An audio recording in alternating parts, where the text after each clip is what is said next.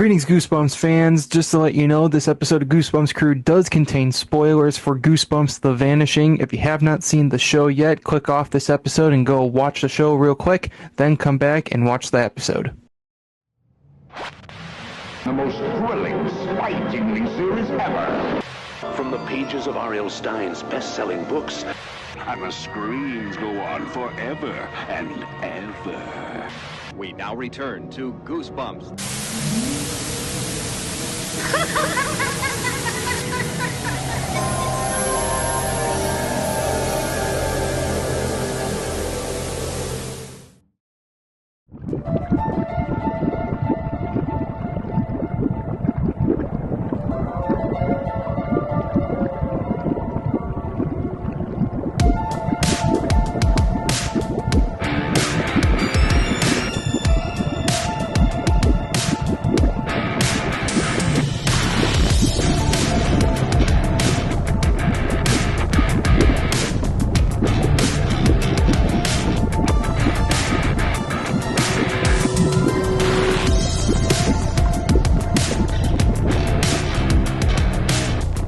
Greetings, Goosebumps fans, young and old, big and small, living dead and undead. Welcome back to the Goosebumps Crew Podcast. As always, I am your host, Isaiah Vargas. I'm joined by my good buddies, Bjorn Palnick and Nick Shaw. We are the Goosebumps Crew, and we're back, as always, to talk some Goosebumps. If this is your first time joining us here on the Goosebumps Crew, I want to sincerely welcome you all. If you are or have ever been a fan of the popular Goosebumps series of books or the monster franchise that those books spawned, I have a feeling this podcast is going to be right up your alley, because I always say, me, Bjorn, and Nick are some of the biggest Goosebumps nerds on the entire planet. We could talk about Goosebumps for hours on end. That's exactly what we do here on this podcast. Every week we have a brand new episode talking about everything Goosebumps, whether it be the books, TV shows, movies, video games, merchandise, whatever it is. If that's Goosebumps in the name, we're going to talk about it so much that you are going to be sick of hearing of Goosebumps. With all of that said, if you end up liking today's episode, make sure you leave a like and comment, subscribe to us on YouTube, follow us on our audio platforms to get those episodes a day early, and of course follow us on social media. You can also follow Bjorn and Nick at Goosebumps, Lassie Fan, and Shallon, respectively. All those links, as always, are in the description below, so check them out. Join the Goosebumps Crew today, become a crew member. We thank you in advance, as always, for your support. So we're delving back into the world of Goosebumps The Vanishing, the newest chapter in the Disney Plus Goosebumps series that released back in January. Of course, we did our review on the new season, and a few weeks ago, we got to talk with an actress from the season, that being Galilea LaSalvia. That was a great episode. Check that one out if you have not already. And today, we are sitting down with yet another actor from Goosebumps The Vanishing. Today, we're very happy to introduce Mr. Elijah Cooper, who played CJ in Goosebumps The Vanishing. Elijah, how you doing today, man? I'm doing fantastic. How are you? Doing great. We're very glad to have you and talk some Goosebumps with you, because this new season has gotten quite the buzz, the hype around it, and it's gotten very popular. One thing I forgot to mention in our last episode covering the show is that it actually has a pretty good rating over on IMDb, Rotten Tomatoes. It got #1 on Disney Plus in the US, so it's been pretty popular, I would say. So we're very excited to talk with you. But before we get into Goosebumps, I do want to know, because you are an actor and you've done other projects besides Goosebumps, how did your acting career begin, and what got you to this point? Yeah, so I mean, I'd love to talk about my journey in this way. Actually, with my hat here, I got LNA. This hat is called Atlangeles, so I'm originally from Atlanta, now out here in Los Angeles, but I'm a Georgia boy through and through, and it was actually baseball. That was a dream. I wanted to be in the MLB. And so I was playing, but I got injured mid-season. And so that led me to being in an acting class. I have a sister. She's 17 months older than me. So I joined her along in that. And it kind of showed me this love that I never knew I had. And from there, I mean, the ball just kind of started rolling. It was a small movie here, a little short film there. And I made the move out to Los Angeles to really, keep moving the career forward. And now we're here.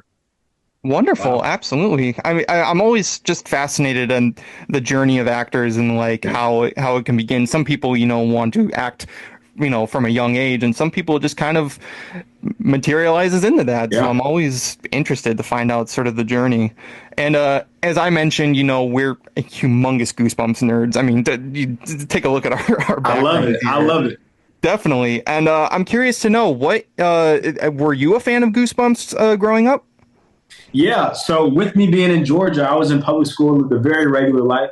And so that meant Scholastic Book Fair in public school. And so that is kind of where I found my first love of Goosebumps. And I think the cool thing for me is that, like, a lot of the appeal for a lot of the kids is I can go in there and get toys and little trinkets or whatever. But I was really excited about the books. Like, I love the material. I love the stories. I've always been a very creative person.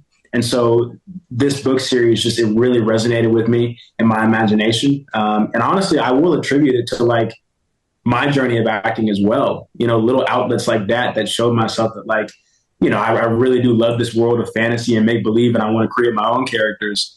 I'm really grateful for it. Absolutely. And then you, of course, ended up getting involved with the Goosebumps franchise in the form of this new season. And you got to play, as I said, the character CJ. He's sort of more of the comic relief, he's sort of the guy who's always trying to be funny. He's a delivery driver. He's also got a goal of his own. He wants to become a manager of his family's restaurant. And of course, he gets wrapped up in all the supernatural, shenanigans going around. So how did you get involved with this show? How did that come about? Yeah. So, I mean, I've been excited about the show since season one. I actually auditioned for season one. And so when season two came around, I was really excited about it. And what's funny is I actually originally read for the role of Devin. Right. And so like we had a lot of interesting stories. Stoney, who plays Trey, he read for the role of CJ originally too. So like there was this really cool switcheroo situation. But yeah, I mean, once I read for CJ the first time, I was like, I'm in love with this character. I love how fun and crazy he is and how much of a ball of energy he is. But then I also love this aspect of, like, he has this really deep story of like finding himself and becoming and coming into, figuring out that he is a leader. We see this like huge transition from the beginning of the series where, honestly, he can't even trust himself to make deliveries on time, to the end where he's like trying to lead this group through saving the city. Right. So I would say, like, from the instant, from the get-go, when I read the script, when I had the audition, I was like, I'm here for it. That's very interesting. How funny would it be to, like, an alternate universe where you guys did get the roles that you initially read for? I know, right? I wonder how that would go. That would be interesting. Yeah, but I think our showrunners, Rob and Hiller, they did a fantastic job picking our cast. They put us together perfectly, and as people saw, like, we made a lot of good magic on screen. Definitely, and actually, my next agree. Mm-hmm. That was actually one of the things I told Galilea too. Like, I watched season one and openly admit, because we've had it on the podcast, talked about it a couple times, not my favorite. It kind of lost the essence of Goosebumps, and the story was a little bit scattered throughout the first season. With some of the storylines, but it seems like this season they did a much better job with casting actors that actually really can play off each other and seem like they actually connect and know each other, like they've known each other forever. So it's really kind of cool, like that aspect was really tight knit, because that played a big part into this season.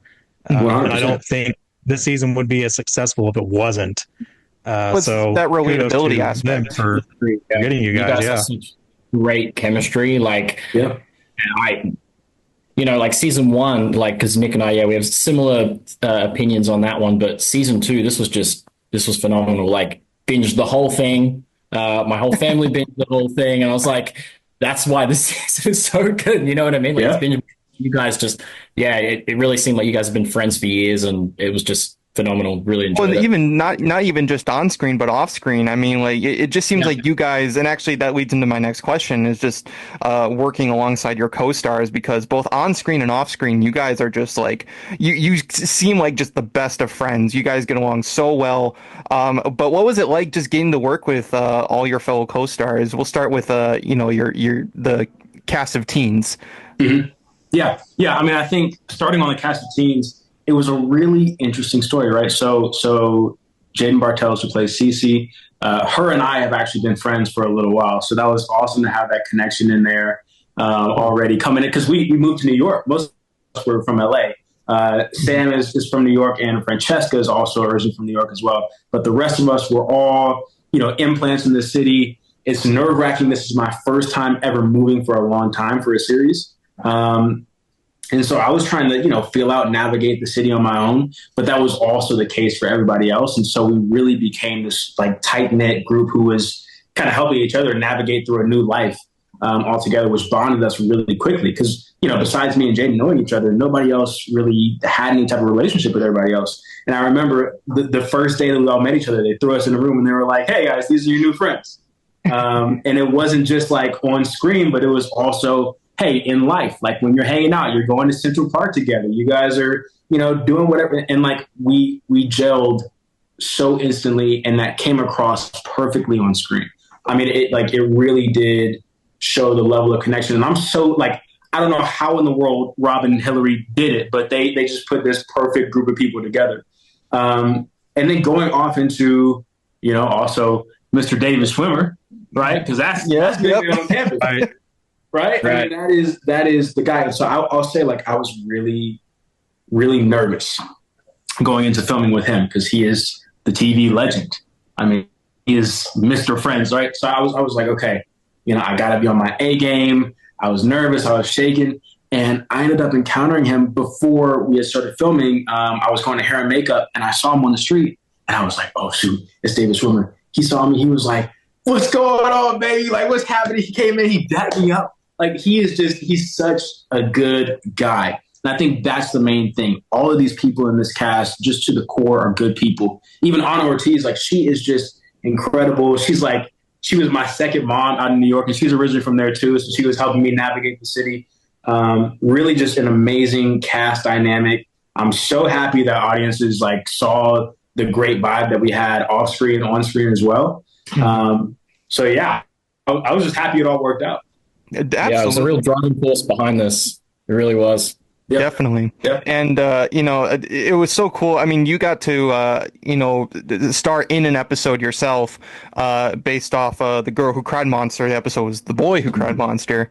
And that was a big episode where you did get to interact with David a lot. Yeah. And it led to some of my personal favorite moments in the whole show, just like being tied up in the basement, and then like just your reactions to sort of like just the weird happening, like whether it be the plants and even like going into the sewer with Devin for the first time. It's just like, why are we down here? This is very illegal.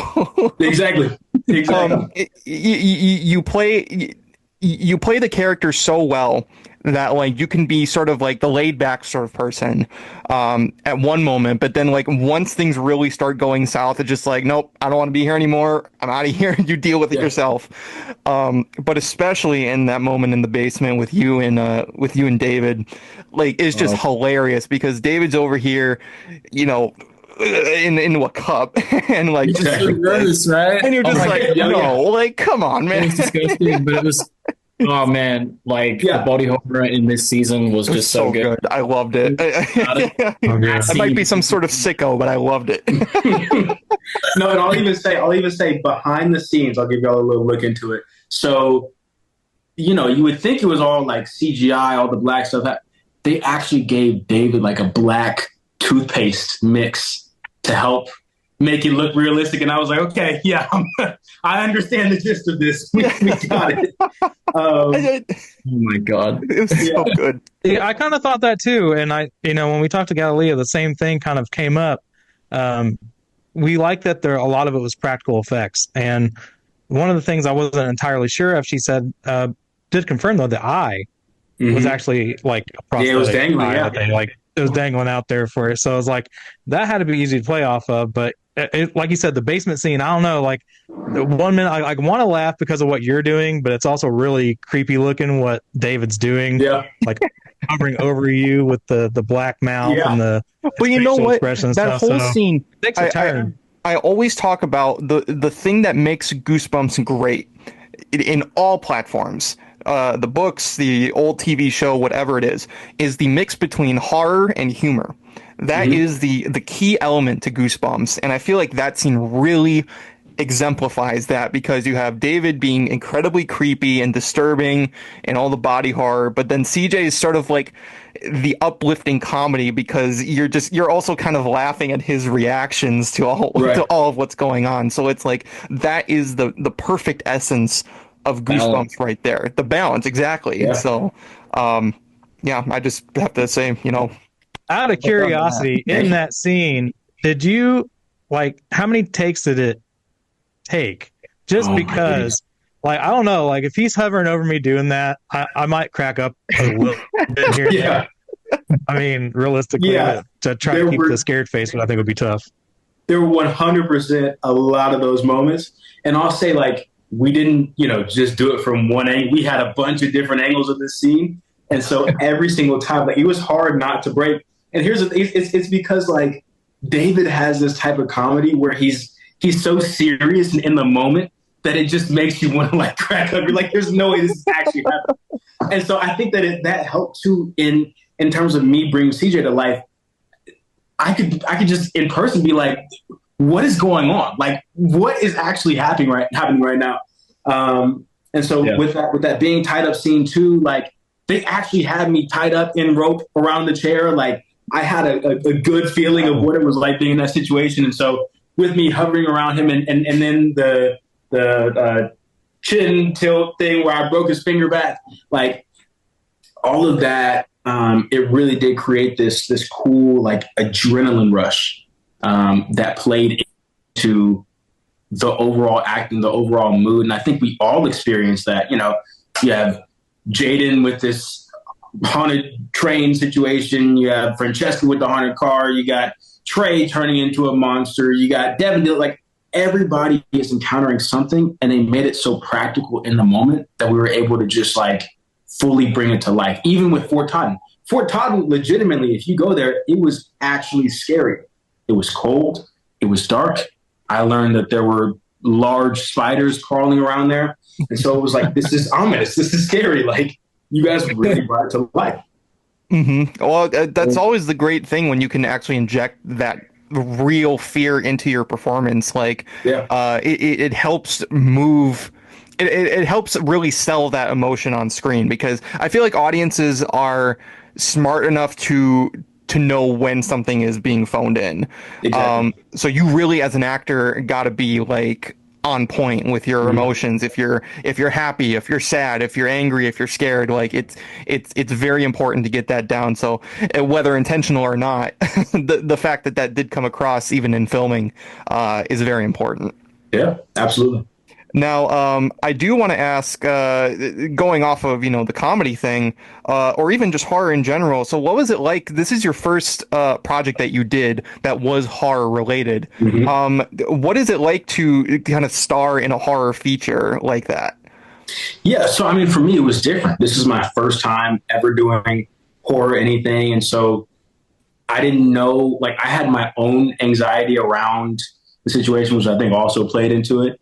But I had never done this like, acting to a random wall green screen thing, using your imagination. Like, your imagination has to be on 10. You have to be visualizing everything. And so, like, behind the scenes, they'll show you cool 3D models of what stuff is supposed to look like. But when it comes to the practical thing, like, a lot of times it's just, you got to figure out how to do it. And so I think for me, it was a massive challenge, but it was one that I was really excited to take on.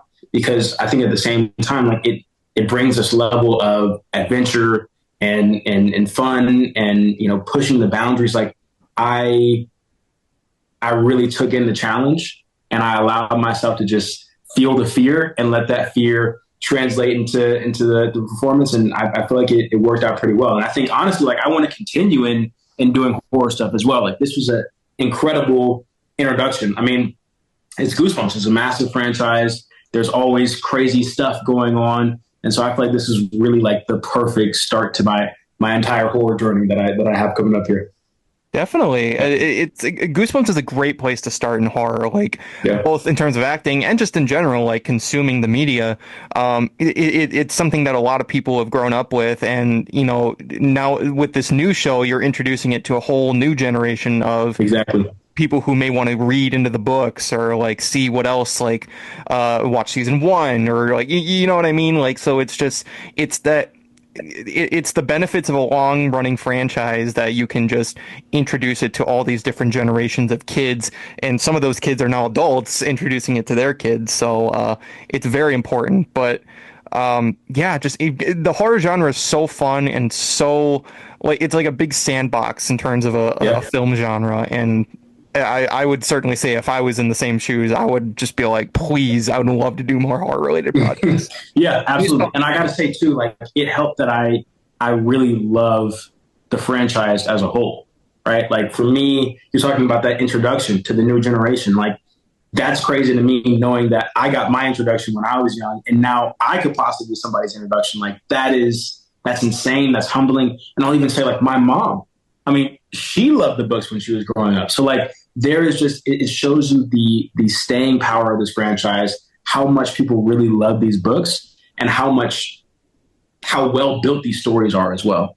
And so that made it like really easy to walk into this job knowing that every day I was coming into work, you know, I like to say like, this isn't a got to job. This is a get to, right? I get to come in and have all this fun and, you know, do a bunch of crazy stunts and horror and all that different stuff. Like it was such an enjoyable experience. Absolutely. Yeah. Did they let you do your own stunts? I know Galilea said that they didn't let her even get carried over the shoulder. Like that so was she was doing some crazy stuff. I did do a little bit of my, now we had some crazy stuff and some stunts that didn't even make it in the show.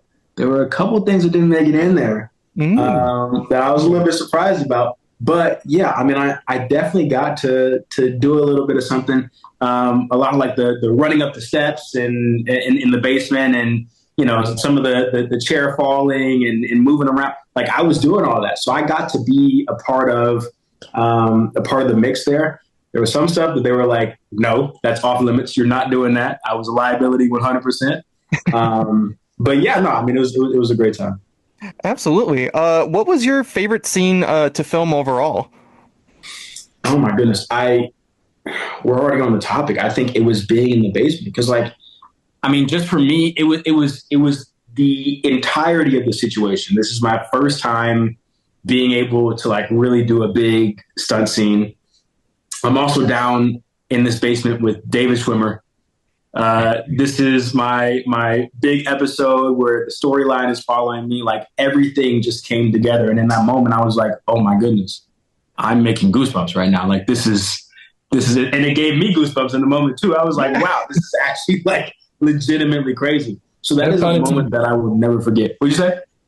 No pun intended. Exactly. No pun intended. Pun intended. Pun intended. Actually, yes, pun intended. Yeah. And I do have to ask, you know, one of the running jokes for your character is that he is a delivery driver, and he usually eats some of the food that he's delivering. Did they actually make you eat that food, or was it like fake acting eating? So here's what I'll say.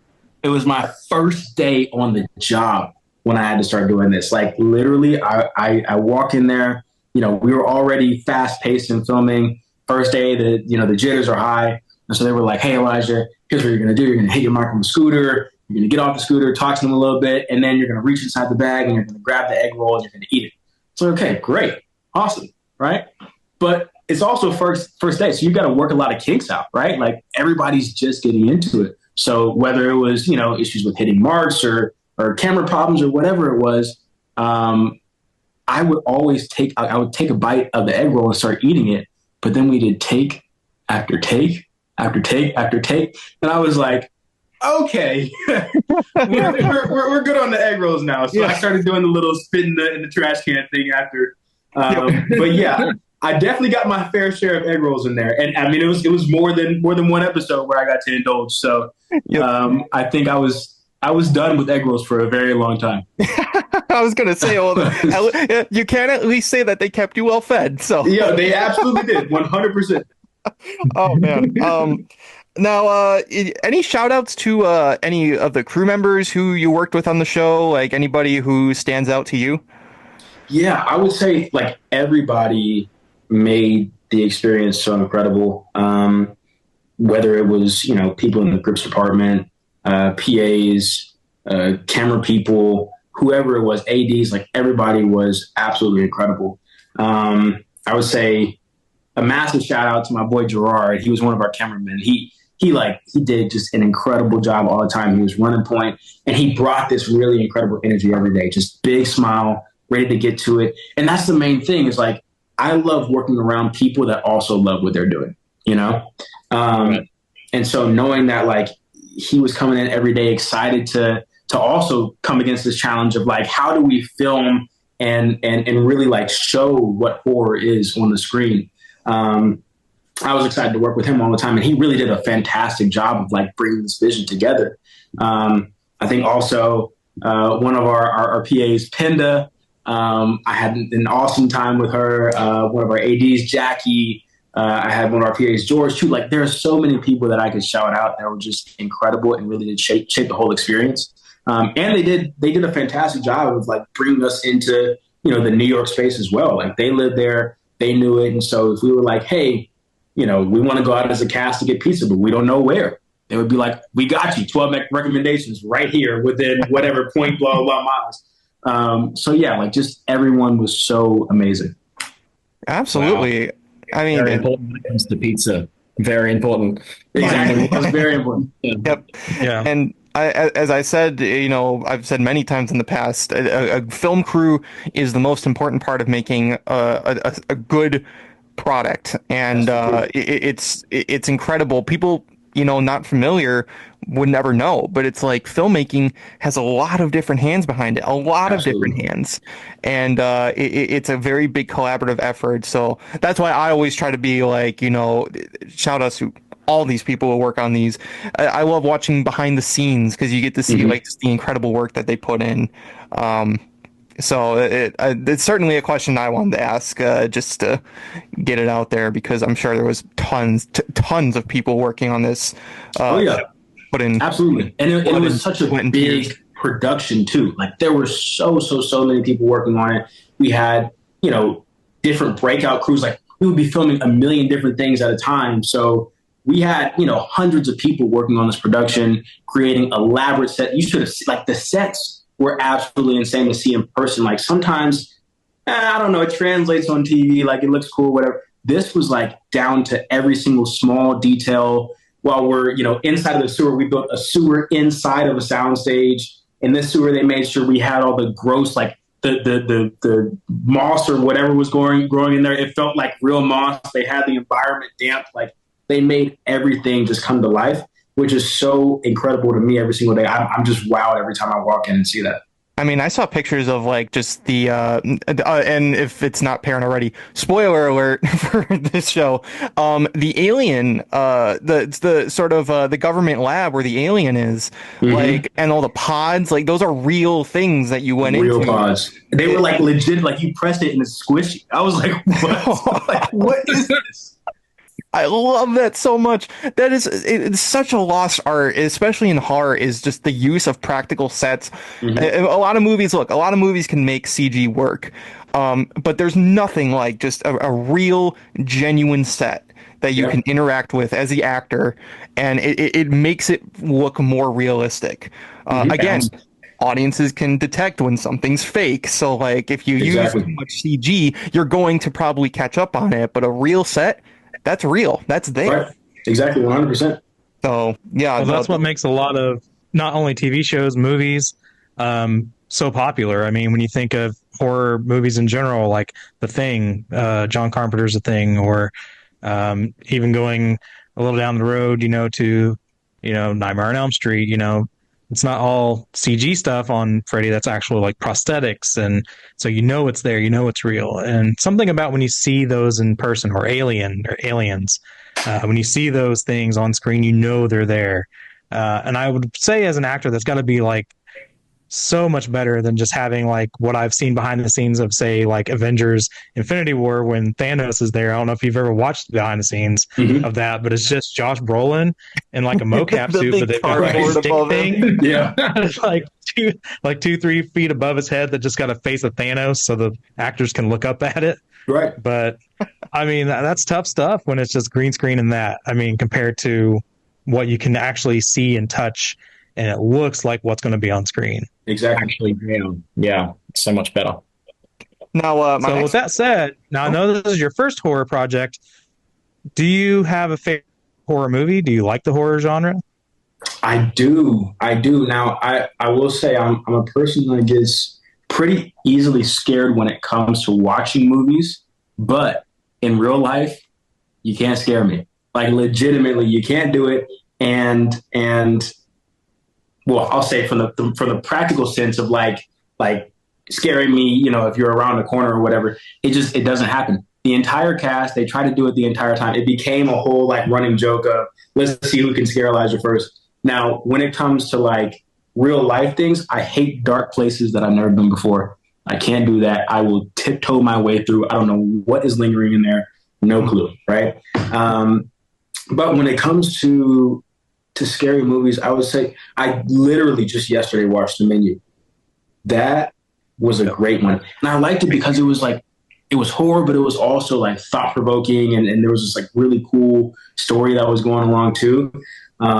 One film that I want to watch though is I think it's called The Babadook. Mm-hmm. The Babadook, yes, that's Australian. Oh, film. okay. Well, then great. There we go. From the land down under. Yeah. I love it. It's great. No, It's really creepy.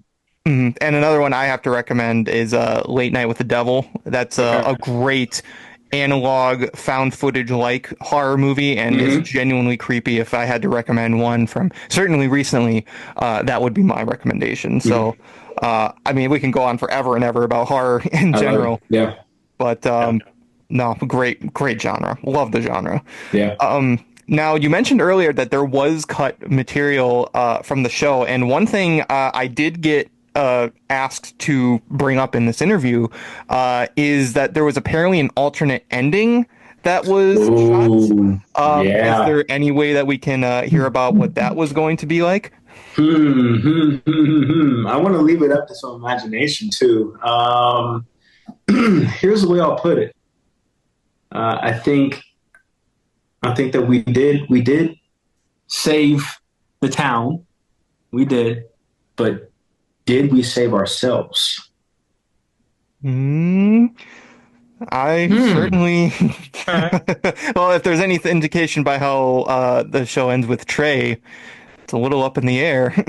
I don't know. So there was a little fun alternate ending that we did there. A lot of fun choices, honestly. So the person who brought up this idea, the alternate ending too, was David Schwimmer.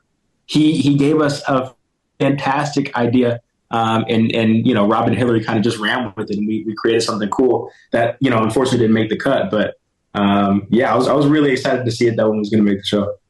Absolutely. Was there anything that you got to keep from set, or any like parting gifts that they gave you after everything was wrapped? Yeah, so I'll say the first thing is CJ's wardrobe. I loved. Like it was really cool wearing all the different rings and everything, because I don't own any rings or anything. So they kind of like they pushed, you know, whatever thoughts of like what I thought my personal style was, and kind of brought me into this new character. And I ended up loving a lot of the stuff they put me in. And so they were like, please, like, take, you know, whatever you want home. So I got some of the cool stuff, some of the cool items. And actually, I own a clothing company as well. It's called Tent Streetwear. And the shirt that I was wearing at the end, it was an open shirt, blue shirt with, I'm blanking on the word, pool balls on them. That was actually from my company. So I was really excited that I got to kind of incorporate, myself into there. Wow, so awesome. That is really cool. Yeah. I'm, and that just speaks to, once again, like how incredible everybody is. I was like, hey guys, so I have an idea. Can I possibly just sneak one? And they were like, yeah, you should have said that earlier. Like, we would have incorporated your stuff in there. Like, And that I think also spoke to the process. Like whatever ideas that we had for our characters and building them, whatever it was, like everybody was so open to hearing our thoughts about our individual characters and embracing that and creating, different aspects and different roles and different character dynamics, whatever it was. So yeah, to get back on point though, the clothes, I got to, of course, it's a tradition of mine to take the back of my cast chair. So I have my name on there. And then also just, some cool little Goosebumps themed parting gifts that they have for us too. Absolutely. I'm always interested to like if they gave you like any sort of like just gifts as a parting thing. Yeah. Usually when we talk to other Goosebumps actors, they're like, they didn't give me anything. They gave me a pat on the back and sent me on my way. So. Oh no, yeah, we got some cool stuff. We got some really cool stuff, and like one of them was a shirt that had a plant pun on it. I forgot the exact pun, but like I think it was just small stuff like I have plants tonight, I think is what it is. Something like that. But yes, we got it, which I was very excited about. Some of those going around the line, and I was like, ooh. Yeah, no, there was like a picture that leaked before even a trailer came out. There, like somebody found a picture of one of those shirts and leaked it online, and it was just like, because I think that was before we even knew that like Stay Out of the Basement was going to be a factor in this story. Mm-hmm. So it was just kind of like, yes, I mean, Stay Out of the Basement's a great story. Yeah. They incorporated so many cool books in this season. Like it really was amazing how many different books they got in there as well. Like we really got a good look. And I mean, there are so many incredible books in the series. There's a lot to choose to. So I was just happy that, even some of my favorite books that I had interacted with as a kid got in there too. Mm-hmm. Well, one thing I really liked was that because season 1 was definitely more supernatural, but they also took a lot from like the very most iconic books. So you had, of course, you had Slappy, you had the Haunted Mask, Say Cheese and Die. So for this one, they took some iconic, but they also melded a very nice sci-fi theme around it. So you got to see ones like Invasion of the Body Squeezers, which I can't remember really the last time that anybody brought that one up. Yeah. So it was just, it was great. And actually, that ties into another question of mine. If you had the opportunity to star in another Goosebumps episode and you had to say in what book that was adapted, which one would you personally choose? Goodness gracious, that's a great question. Honestly, I would give anything with Slappy. So that is the one thing about season 1 that I was hoping we would get in season 2. I really wanted to interact with Slappy really bad. I think it's just like so cool. I watched season 1, by the way, like 3 times in a row before I had actually like even been confirmed booked on the project. I was just such a big fan of the first season. So yeah, that would have been really cool to interact with. But I think like I wouldn't have it any other way in terms of like, the Girl Who Cried Monster interaction that I got with the Boy Who Cried Monster. I think that was really cool. Getting the basement interaction too. Like I got to touch all these different parts of the series, which I was really excited about. Absolutely. Now, you guys, the whole cast got to do some incredible things for the press tour. There was a lot of tie-ins. As we mentioned before, we, of course, had to go get some of that Goosebumps just smoothies at the Pure Greens and the tea. Okay, yeah. And the kombucha, all that stuff, like all that cool stuff. But you guys got to do some really awesome stuff. One of the ones I can think off the top of my head is you guys got to go to a Mets game to promote the show. But I'm curious, what was your personal favorite part of just the entire promotion for this season? Yeah, I mean, I think for me, honestly, as I said, right, it was baseball was the dream, being in the MLB. So going to the Met Stadium, going to Citi Field, I was like, wow, like we're actually here. And we got to speak over the loudspeaker too. So just like little things like that was so fun to interact with. I will say though, I'm a big Atlanta Braves fan. So I walked into the Met Stadium with my Atlanta Braves hat on, which they were not excited about at all. So, I had to change that out immediately. But yeah, no, I would say because of my love for sports, that was the most exciting part. But I think also for me, I had found a love for New York. living there for, so long filming the series. I had only been to New York twice before, and it was during holiday time. I was staying in Times Square. And so I'll say I wasn't as big of a fan of the city. It was too hustle and bustle for me. So living there, I lived in Brooklyn while I was there. I got a completely different vibe. I was city biking every single day across the bridges. I was taking in the awesome parks, whatever it was. So to be back in the city to promote it, I was really excited about because I hadn't taken the trip back. Mm-hmm. Yeah, I mean, somebody who peruses sort of the social media aspects of certainly the promotion of the show is just always cool to see you guys like going somewhere new, like just making all these appearances. And I said, the Mets game is the one that comes to my head. But like just how you guys got to be like these big stars to promote the show, and they really went all out in terms of you guys being the big stars. I actually saw more really of you guys and I did the David Swimmer, and that's a little surprising but awesome. I mean, for you guys just getting to be these huge big movie TV stars, and just feel like you're on top of the world for a little while. I'm very grateful to Disney and Sony and Scholastic. Like they all really did create this awesome experience for us, not just in the filming but also in the promotion. All the different interviews that we were able to do to get the word out there, the different activations that we were a part of too. Like they really did make it an awesome experience. And they made it, you're right. They made us feel like movie stars, which was like, that was awesome, right? It was awesome to be in that world and also like see the fan interaction. I'll say one of the other things that I loved a lot was going up on stage during Comic-Con, doing a live panel, and having a visual representation of like, wow, people really love this. Like we packed the entire place out. Everybody was getting so excited when they saw the trailer and the different elements we brought in there. I'm really glad that people took it well. Definitely. I can certainly say that, we were riding that hype train too, from the moment the first trailer dropped. Even when they first said like, season 2 is coming out, I was like, well, I guess we got to focus on this now. Yeah. Which actually leads me to another question really quick. I know they're probably keeping it close to the chest, and I know they're also going the anthology route, but has there been any maybe possible gossip of a season 3? I would certainly hope so with how popular the season is. Yeah, I was about to say, like, the show has just performed incredibly well. Season 1 did literally record-breaking numbers, right? And so for season 2 to come in and do the exact same thing, I think that really shows how much audiences are loving this, and how much too, like, people that don't even really know the series all that much are loving it too. So I personally do not have any information. All I have is a hope in my heart that we will get some type of season 3, even if, I'm not a part of it. Like I want to watch it. Absolutely. Because it's anthology each season, you could play a completely different character. Exactly. Just bring me in there. Yeah, bring me in there. I'll be horror story style, you know what I mean? So why not? They do that all the time in movies.